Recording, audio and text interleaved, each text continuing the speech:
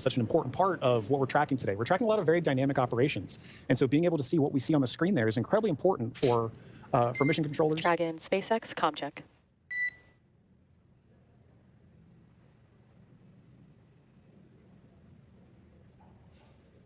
Again, we may not hear the crew until they do get those comms back, that acquisition of signal. Dragon, SpaceX, comm check.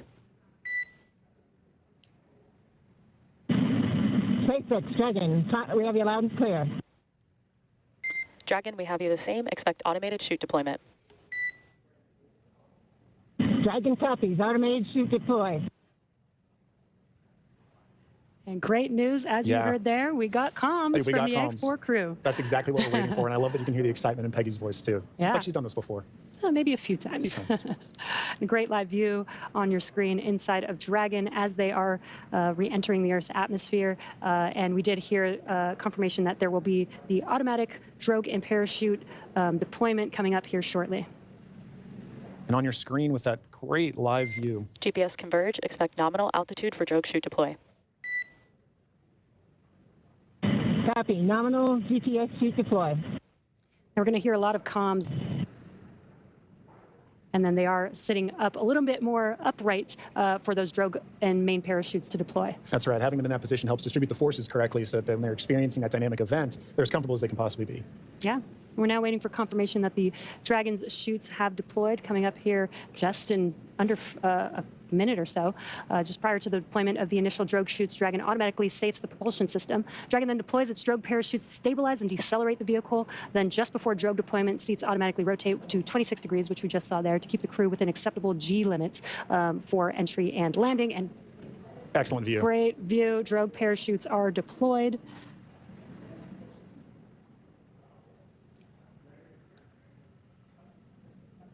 View looking forward. Drogue descent rate nominal. Descent rate nominal, copy. Again, we're going to hear a lot of comms throughout this next 3 minutes here. This is looking forward on the Dragon spacecraft up at the chutes.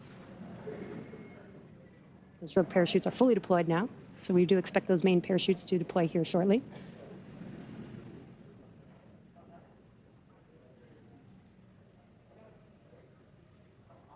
If you're just joining us, we have now confirmed that the AX4 crew on their return home is roughly 2.5 minutes out from splashdown, and our main chutes have deployed. Main chute descent rate nominal. Copy. Main chute descent rate nominal, 1,000 meters for Dragon.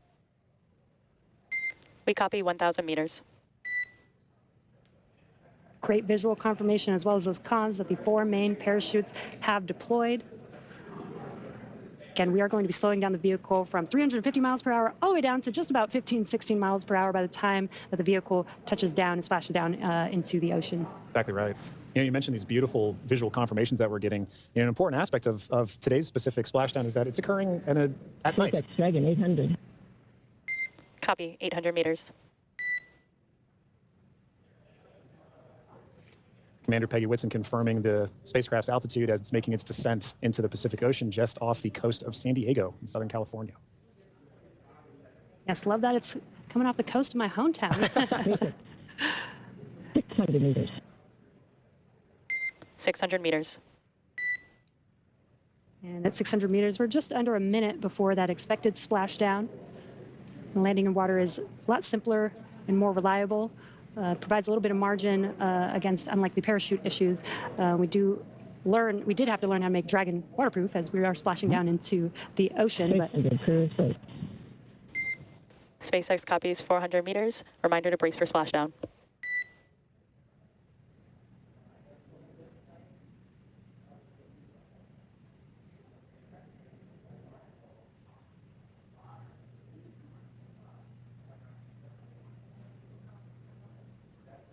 Oh, that's a pretty cool view. Yeah. That's right, maintaining the vehicle's signature through things like cloud layer and any kind of atmospheric disturbance allows us to maintain visual contact with the vehicle as it's making its final descent towards water landing. And it's a little foggy, as you can see there. Yeah, Pacific fog is rolling in. We've got some very bright lights as Dragon, you can see the ocean there. Dragon is about to touch down in just a few seconds here.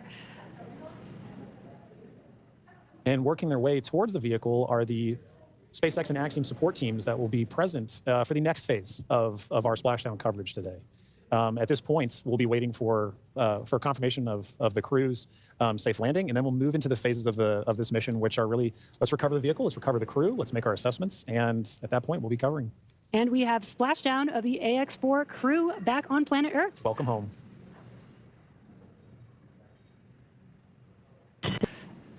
Aircraft, plane, regular flight, Yeah. multiple flights a day, Yeah. Within our future. I think we can. And human spaceflight is it's a team sport, and it is something that you are always learning from. No matter how commonplace any of these missions get, right? There is always the amount of training that you put into it to execute that plan.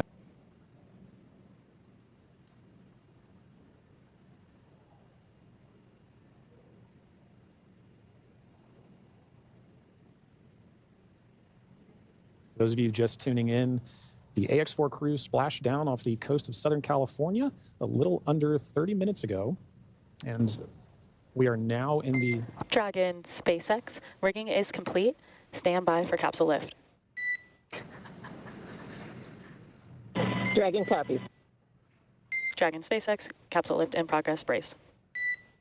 All right, good verbal confirmations there and visual confirmations that we're getting a successful lift. Dragon copies. And again, those comms, crew can't see what's happening outside Right. of the spacecraft, so letting the crew know what's happening so they understand, the vehicle moving, Exactly. what those different feelings are with the spacecraft moving around. Trying to give crew some level of situational awareness of where they are and where they're going next. So Dragon will remain in the nest during the crew extraction and for the journey back into port. The spacecraft is currently was just lifted, as you saw, and set on the nest. And from here, it'll be centered and oriented. And then from there, Dragon will be translated into the hangar underneath the helipad aboard the ship so that we can then open the hatch. And once open, a SpaceX medical doctor will be the first one in to check on the crew to see if they are ready to egress out of the vehicle.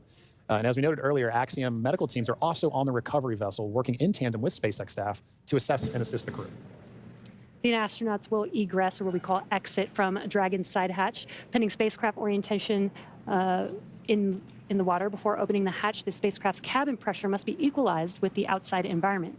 Now, once the hatch is opened, that will be the Axiom 4 crew's first breath of fresh air since boarding Falcon 9 at the start of their mission on June 25th. And that will be an exciting moment for the crew, I know. But for the crew and also for the ground crews, getting that first confirmation of your crew exiting the spacecraft, getting good medical checks, and then coming out and getting a thumbs up is something everybody wants to be able to see, and we'll be able to see it soon. Yeah. And it looks like the spacecraft is nestled into the nest. Dragon SpaceX, welcome aboard the recovery ship. Apology for the delayed call earlier. We're still working to transition the forward link. Recovery personnel are completing their final checks, and I will let you know when we are ready for translation across the deck to the egress platform. Well, it's a little worn. Little but that's toasty. A little toasty. Little toasty. All part of nominal ops, so. 3,500 degrees Fahrenheit will That'll do do that. that.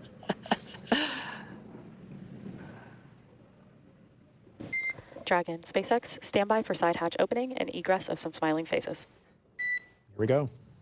All right, we're looking forward to it.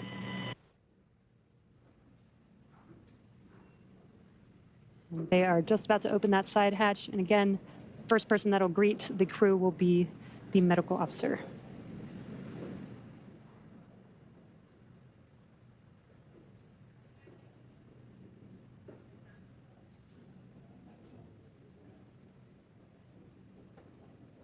The hatch is open, and ground crews are making first contact with the Axiom 4 crew.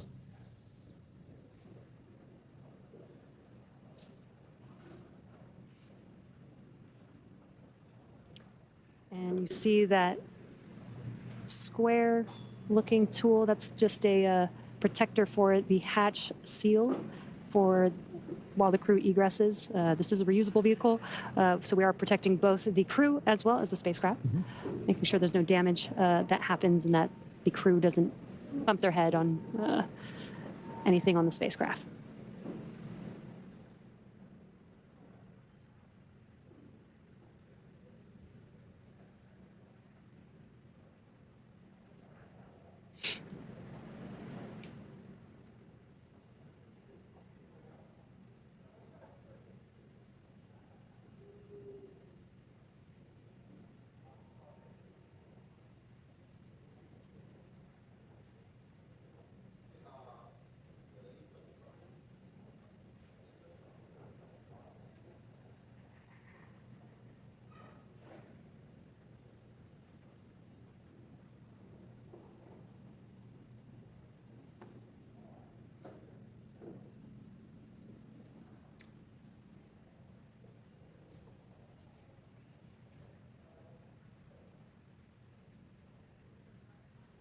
There's a complex tool that you mentioned earlier, Jesse, about protecting the seals. We can see now crew looking to make, the first crew members looking to make their egress from the spacecraft along that slide. Sliding out.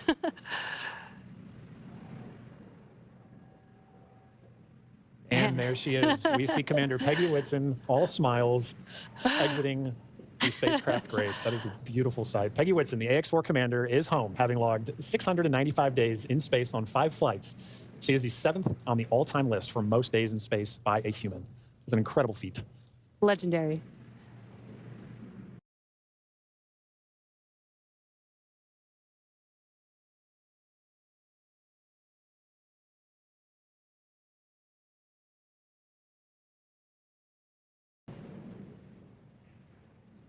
There's no real order to the egress. It's really up to the crew. So we're patiently waiting to see who's up next. Right.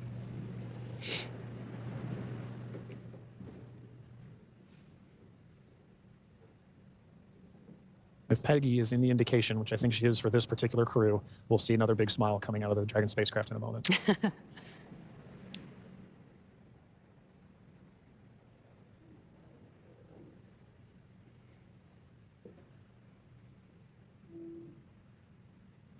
And we've got our pilot, Shubhanshu Shukla, as our second crew member exiting the spacecraft. And some big smiles, as you said.